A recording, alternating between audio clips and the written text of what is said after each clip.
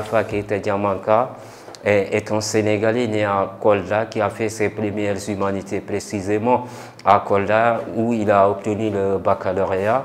Ce après quoi j'ai eu l'énorme sens de pouvoir fréquenter les universités étrangères qui m'ont conduit successivement dans différents pays jusqu'à tout simplement l'Iran où j'ai fini par me spécialiser en philosophie comparative, c'est-à-dire cet élan de la philosophie qui nous permet d'avoir un regard à la fois sur la philosophie islamique mais également sur la philosophie occidentale.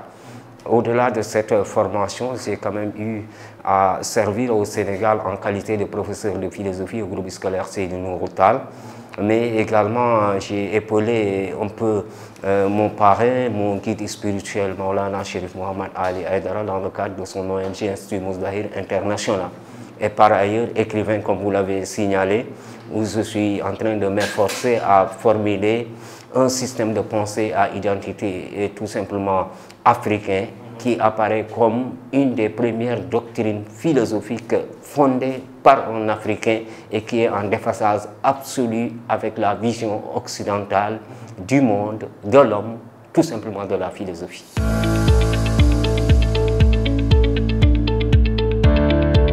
C'est beaucoup de choses à la fois, parce qu'on parle de fondement. Et en philosophie, souvent, quand on parle de fondement, on fait allusion à l'élaboration d'un système de pensée, c'est-à-dire à l'élaboration d'une doctrine philosophique. Or, on parle de doctrine, c'est lorsqu'un philosophe ou un penseur, à partir d'un principe bien donné, parvient à justifier les éléments épars qui composent le monde, qui constituent la diversité de l'existence. Donc, c'est l'approche par laquelle le philosophe tente d'unifier la multiplicité, c'est-à-dire par le dépassement de la multiplicité arriver à l'unité. Donc ça a été le premier objectif. Deuxièmement, il y a l'imama. Il ne s'agit pas que des fondements, il s'agit bien des fondements philosophiques de l'imama. Il s'agit d'un autre principe que j'ai tiré tout simplement de l'enseignement spirituel qui a été d'une certaine manière influencé par mon maître spirituel, par mon guide spirituel.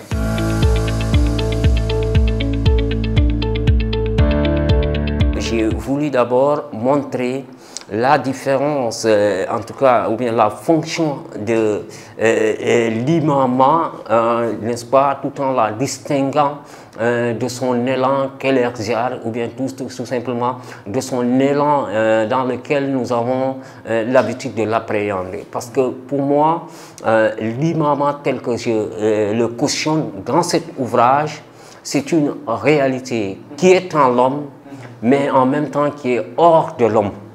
Parce que j'ai expliqué que l'être humain ne se définit pas que par sa dimension intérieure, mais c'est un projet qui est en relation avec lui-même, mais également avec son environnement immédiat ou son environnement extérieur.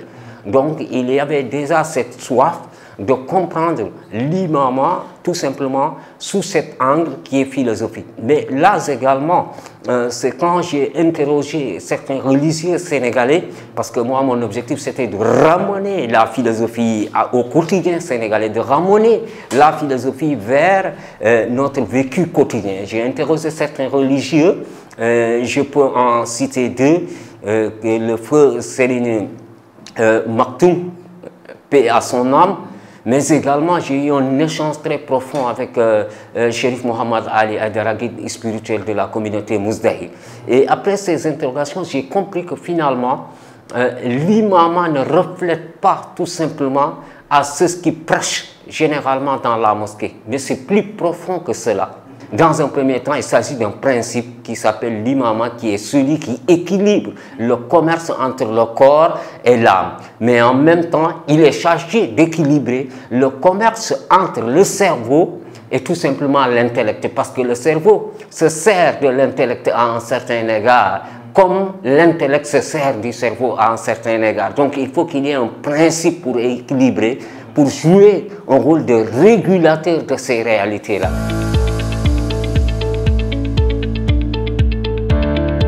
Et ne peut être imam que c'est celui-là capable de jouer le rôle de régulateur de l'être humain dans sa relation avec lui-même, mais également dans sa relation avec la nature. De ceux qui prétendent être des imams, qui parmi eux pourraient se revendiquer tout simplement cette capacité-là. Et si on fait une analyse, on se rendra compte qu'il n'y en a quasiment pas d'imams. C'est pour dire qu'il y a un aspect politique qui entre en jeu à partir de ce moment. Et c'est cet aspect politique qui entraîne tout simplement les conflits dont vous parlez, mais qui n'a rien à voir avec la fonction inhérente à l'imam, qui est d'ailleurs un concept du Saint-Coran, comme vous le savez. Parce que dans le Saint-Coran, Dieu parle à 12 reprises, ou bien il répète à 12 reprises le terme imam avec une fonction éminemment principielle.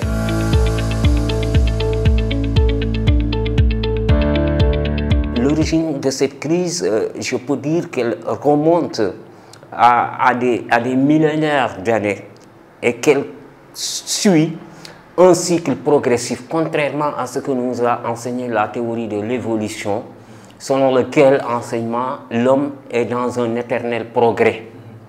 Et aujourd'hui, nous faisons de cette idée de progrès une idole, excusez-moi, mais moi je pense que nous sommes dans une phase de dégénérescence absolue. Et cette phase de dégénérescence est le processus même du cycle existentiel.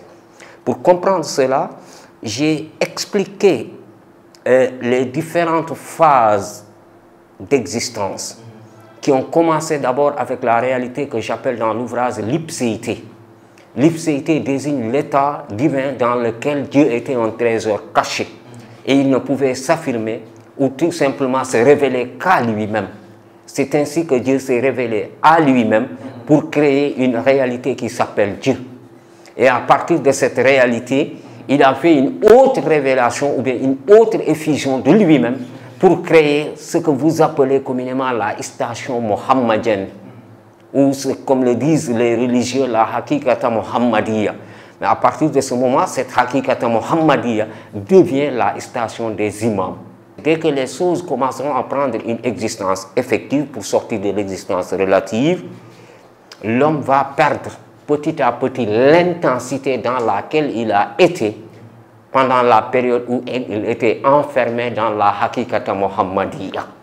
Donc ce qui veut dire quoi? Que plus on s'éloigne de cette étape qui est la réalité de l'imama, plus l'homme perd ses moyens cognitifs, plus il perd ses capacités intellectuelles, plus il perd son espérance de vie. Et peut-être il y a certains récits qui me donnent raison. Quand vous analysez l'humanité de nous, vous vous rendrez compte que c'est une humanité qui vivait pendant un millénaire. Et qu'est-ce qui va suivre? Après, nous, progressivement, l'espérance de vie des hommes s'est détériorisée, a diminué progressivement. Ça, c'est une des préoccupations que j'appelle des crises. Il ne s'agit pas d'une diminution ou d'une dégénérescence tout simplement des espérances de vie, mais également il y a une dégénérescence tout simplement de la qualité existentielle. Et c'est toute cette dégénérescence qui va expliquer les préoccupations que j'ai essayé à traiter à travers les diverses crises.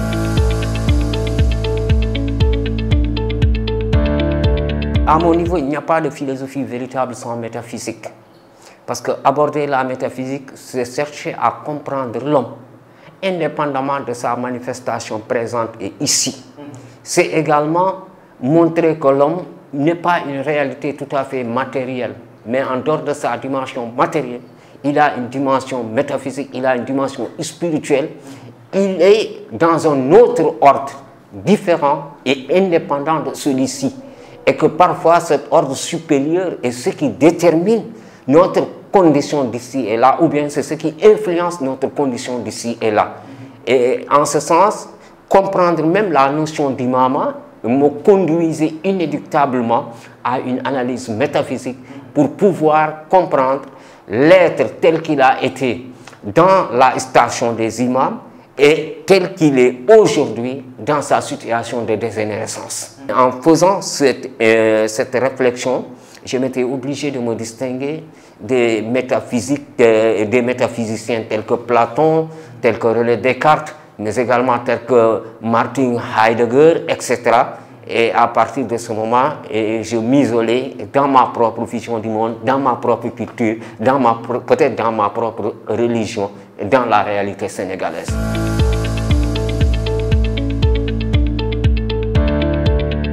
Quand vous prenez un penseur comme Platon, pour lui, la métaphysique est une réalité unique, statique et figée. C'est ce qu'il appelle le monde intelligible. Vous prenez quelqu'un comme Descartes, il en fait de cette métaphysique, ou bien l'objet de la métaphysique, l'âme qui se prolonge à travers Dieu. Vous prenez Heidegger, quelqu'un comme Aristote, ils vont parler d'un principe unique qui se trouve être appelé l'être en tant qu'être. C'est précisément Aristote. Moi, j'ai expliqué d'abord que Dieu était une ipséité, c'est-à-dire un trésor caché, en termes simples. C'est quelque chose qui ne peut pas être découvert, mais qui ne se découvre qu'à lui seul, ou bien c'est une chose qui ne se découvre qu'à elle seule. Ça, c'est un. Deuxièmement, j'ai expliqué que c'est cette chose qui s'est manifestée à elle pour donner lieu à la réalité appelée Dieu. Ça veut dire quoi? Que l'ipséité est supérieure à ce que nous appelons Dieu. Deuxième élément. Le troisième élément, j'ai expliqué que Dieu s'est effusé sur lui-même pour créer la réalité mohammedienne, qui est la réalité des imams. 3. C'est de cette réalité des imams que s'est créé les possibilités d'existence. C'est ce que j'appelle dans mes ouvrages les archétypes. Or, toute cette réalité-là appartient à l'ordre de la non-manifestation, à l'ordre métaphysique. Ça fait 4 réalités.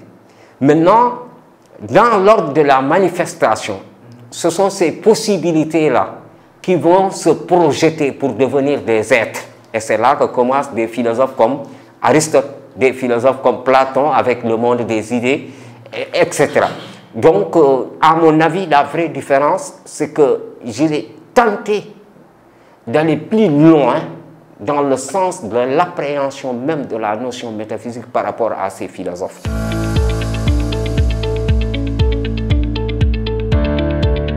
On analyse la liberté sous plusieurs angles, mais on retiendra d'abord sa signification étymologique qui vient de libertas, laisserait croire qu'elle signifie une absence de contrainte. Or, précisément, moi, je considère qu'il n'existe pas qu'une seule réalité existentielle. Il y a certes une réalité quantique dans laquelle nous sommes, mais dans cette réalité quantique, il faut qu'il y ait tout simplement des équilibres qui apparaissent comme étant des contraintes à la liberté. Parce que l'homme est soumis au temps, l'homme est soumis au climat, l'homme est soumis à des conditions environnementales qui font en sorte qu'il ne puisse exercer sa liberté comme il le faut. C'est précisément là que je mets l'accent en insistant sur le fait que c'est en réalité ces contraintes-là, ou bien ces déterminismes qui constituent les réalités dans lesquelles l'être peut prendre la forme humaine. Parce que le fait qu'il existe de la nature et de toutes ces contraintes que l'on appréhende comme telles favorise même l'existence de la condition humaine. Et du moment où l'homme se dissipe de ces conditions-là, il n'est plus humain, il est l'être. Donc ces réalités-là constituent même les mécanismes par lesquels l'être peut s'élancer vers tout simplement son ascension, vers sa libération ou tout simplement vers sa véritable réalisation. Donc ce qui fait que les contraintes sont en quelque sorte des équilibres qui permettent à l'être de s'élancer vers sa véritable réalisation. Quant à la mort, j'ai expliqué que la mort, elle ne saurait exister dans l'entendement dans lequel nous la percevons. Pour la bonne et simple raison que dans la métaphysique islamique, on considère que la vie est une réalité ontologique, c'est-à-dire qui est faite pour perdurer. La vie est synonyme de pérennité. Or, cette pérennité se comprend par le fait que l'être réel n'est pas appelé à vivre dans un état figé et statique, mais il est appelé à transcender plusieurs états existentiels. Donc, ce qui fait que disparaître ou bien mourir dans un état quantique, c'est en même temps une manière pour l'être de renaître dans l'état qualitatif. Et le fait de mourir dans l'état qualitatif, c'est une condition pour l'être de renaître dans l'état subtil. Et le fait de mourir dans l'état subtil pour l'être est une manière de renaître dans l'état principiel. Et là, l'être reprend sa forme principielle qui est la station des imams ou la réalité muhammadienne.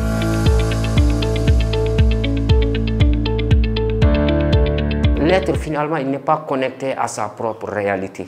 Et c'est là que je pointe du doigt nos formations religieuses et tout simplement scolaires. Parce qu'elles ne nous aident pas forcément à se connecter à nous-mêmes, à notre propre réalité, jusqu'à ce qu'on comprenne finalement notre propre sort. Or, l'homme doit comprendre son sort, sinon il n'est pas différent du reste des éléments existentiels. C'est cette incertitude qui vraiment me pousse d'une certaine manière à la réflexion et chercher en tout cas des réponses qui me permettraient de m'assurer de la connexion avec moi-même et j'espère qu'avec les lecteurs pour véritablement être épanoui. Parce qu'on ne peut pas trouver l'épanouissement et le bonheur dans l'incertitude et dans la crainte.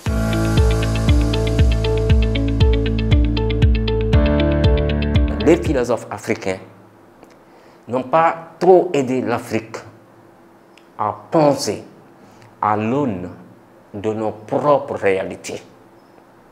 Et c'est ce que j'ai dit, nous sommes toujours dans le prolongement de la pensée occidentale et que l'Afrique aujourd'hui doit apprendre à penser sa vie, à penser ses enjeux, à penser son devenir dans un processus d'intégration de nos propres réalités afin que nous puissions frayer un chemin qui nous identifiera, qui nous singulisera au reste du monde pour que nous puissions avoir une voix africaine qui sera celle qui singularise l'Afrique parmi tant d'autres voix. Parce que c'est la seule manière qui permettra à l'Afrique de se penser et de penser l'Africain tout en intégrant tous les gens, ce sans quoi l'Afrique sera toujours phagocytée.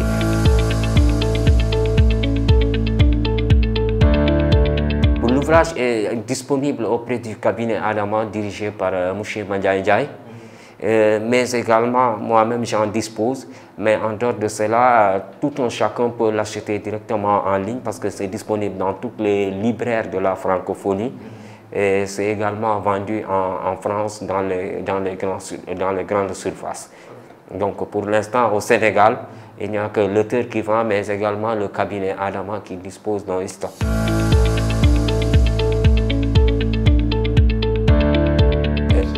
Vous remercier, mais également remercier mon guide spirituel Maulana Chérif Mohamed Ali Aïdara, dont l'enseignement m'a beaucoup apporté en tant que philosophe, mais également remercier M. Babacar Diop, le directeur général du groupe scolaire Seydou Nourou Tall.